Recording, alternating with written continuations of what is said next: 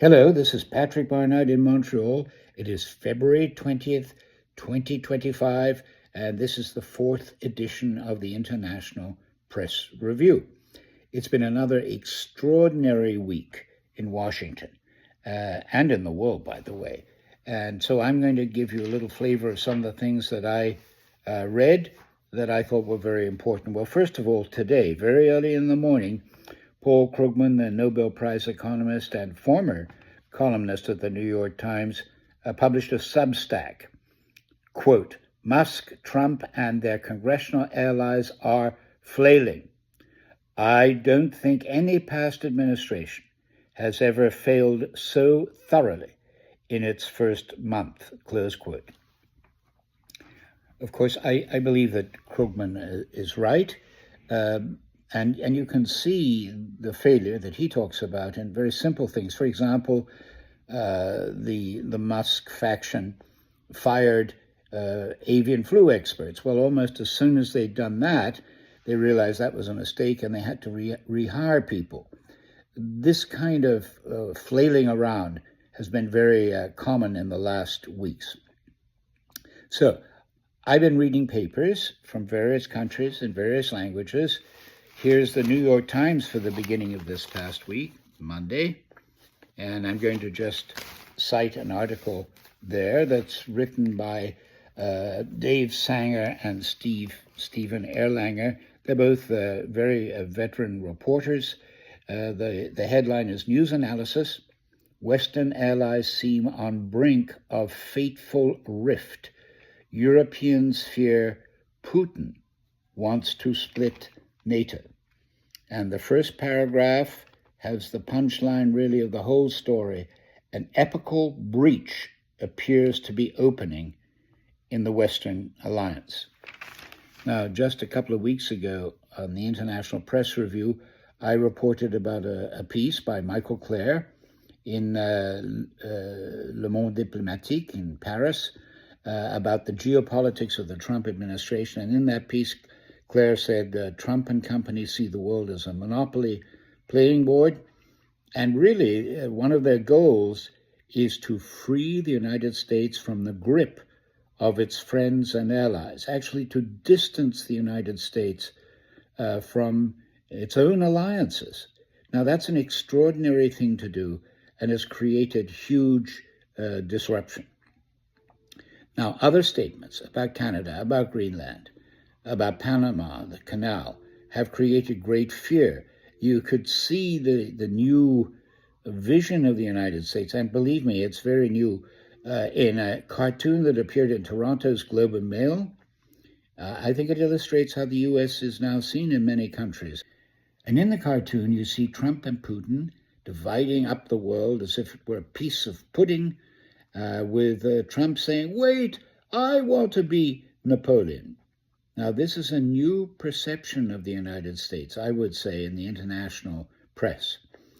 And behind the bravado of the Trump regime, I think there's something much larger at work here, which is the long-term relative decline of the United States relative to China and other parts of the world.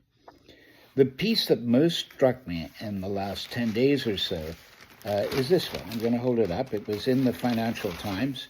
It was written by another American economist, another winner of a Nobel Prize. His name is Doran Acemoglu. He's both Turkish and American. And the piece has the title, After the American Century. In this piece, published in London, Acemoglu imagines that he's, let's say, in the year 2050, and looking back at the United States and a terrific stock market crash that happened in 2030 as a result of the coming together of AI and super tech firms and cryptocurrencies, and it all comes tumbling down. Now, what makes Acemoglu's statements important? He is what's known as an institutional economist. He has studied the rise and fall of nations. He's famous for that. And he has quite a simple argument, really, which is based on institutions, that a prosperous country requires, first of all, shared prosperity. Secondly, strong institutions that people believe in. And thirdly, a sense among people that they have a voice. Acemoglu believes that that kind of consensus, which fosters compromise, began to be very seriously weakened in the United States in 1980. It continued to get very threadbare. Then the presidencies of Biden and particularly Trump, in his view, have brought the United States to a perilous state. Acemoglu's view puts a tremendous emphasis on institutions and the damage that happens to a society when people begin not to believe in their own institutions. He thinks, I believe, that what we're seeing with Trump and Musk and others right now in Washington is a country attacking its own institutions. That is a very perilous and dangerous exercise. One of the things that's happening is the United States is losing what's known as soft power, its influence in the world. Example, Musk and company cut the aid from USAID. USAID accounts for about 40% of the aid around the world. Stephanie Nolan is a tremendous reporter who worked a lot of her life out of Toronto and in the field. Now she's the health reporter for the New York Times. She was on Matt Galloway's The Current on the Canadian Broadcasting Corporation radio network just this past week on Tuesday. And she said, and I believe her, that the cut to USAID has resulted in thousands of people, principally in Africa, and thousands of people dying. Now, people will know about that, and Stephanie Nolan is a source to be trusted. The symbol of this self-destructive behavior, and Acemoglu sees it as obviously a sign of radical decline, was the appearance of the Vice President of the United States in Munich, of all places. And he gave a speech that really alarmed the people there. Well, one reason why is that he showed that he basically supported the Alternative for Deutschland, the AfD. That is the extreme right-wing party in Germany. Now, anybody who knows European politics knows that supporting the AfD at this moment is an extremely dangerous thing to do. We should remember the context at this recent Munich Security Conference. U.S. Vice President J.D. Vance gave clear signals that he favors the AfD in Germany, the far right. Then if you think of that, consider these words from his speech, quote, "If you're running in fear of your own voters, there is nothing America can do for you, nor for that matter is there anything you can do for the American people," close quote. In other words, if you're frightened of the AfD, there's nothing we can do for you. Those are very threatening words.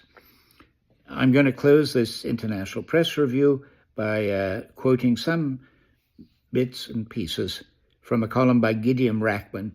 The column appeared after the Munich episode.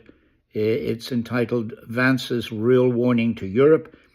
Gideon Rachman is a very practiced journalist. He writes for the Financial Times. Here's some elements from his column. Quote, "The Trump administration regards the European far right as its true allies.